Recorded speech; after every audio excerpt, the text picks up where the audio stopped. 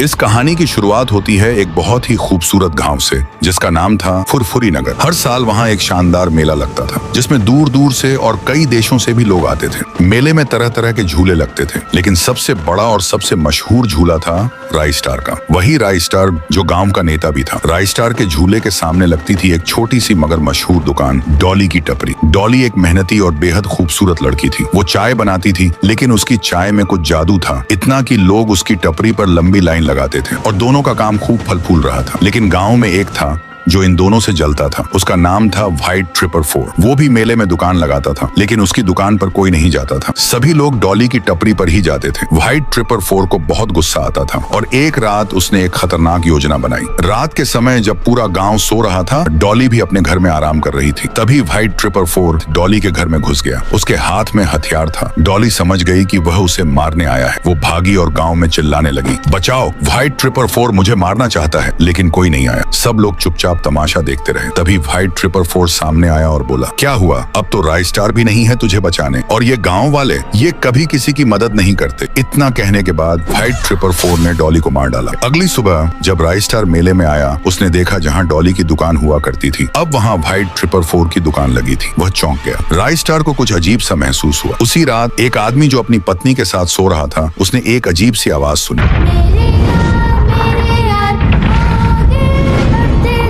जैसे ही वो बाहर आया, उसने देखा कि एक डरावनी सी डॉल खड़ी थी। उस डॉल ने गाना गाया और वो आदमी एक छोटी सी डॉल में बदल गया। फिर वह डॉल मुस्कुराते हुए चली गई। सुबह तक कई लोग गायब हो चुके थे। हर घर के पीछे एक अजीब सी डॉल पड़ी थी। गांव वाले डर गए और राई स्टार के पास पहुंचे। तभी एक लड़की आई और बोली, मैंने उस डॉल को देखा था, वो डॉली थी। राई स्टार हैरान हो गया। डॉली तो चली गई थी। लड़की ने कहा, कुछ दिन पहले व्हाइट 444 ने डॉली को मार दिया था और गाँव वाले बस देखते रहे। अब डॉली बदला ले रही है। राई स्टार सब समझ गया। उस रात गाँव के बीचों बीच एक हवन कुंड बनाया गया। राई स्टार ने डॉली की आत्मा को बुलाया और कहा, डॉली, अगर तुम मुझे सुन सकती हो तो आओ, मुझे तुमसे बात करनी है। तभी डॉली की आत्मा आकाश से नीचे उतरी। राई स्टार बोला, मुझे पता है तुम्हारे साथ बहुत गलत हुआ, लेकिन जो तुम अब कर रही हो वो भी सही नहीं है। अगर बदला लेना ही है तो व्हाइट 444 से लो। मैं दिन में कुछ नहीं कर सकती, मैं गाँव के बाहर भी नहीं जा सकती। तभी राई स्टार के दिमाग में एक योजना आई। वह व्हाइट 444 के घर पहुंचा। व्हाइट 444 गहरी नींद में सो रहा। राई स्टार घर के अंदर एक नींद का बम फेंकता है। व्हाइट 444 बेहोश हो गया। जब उसकी आंख खुली, उसने देखा पूरा गांव उसे घेर चुका है और सामने थी डॉली। उसकी आंखों में गुस्सा और बदला। राई स्टार ने स्मोक बम फेंका और बोला, डॉली,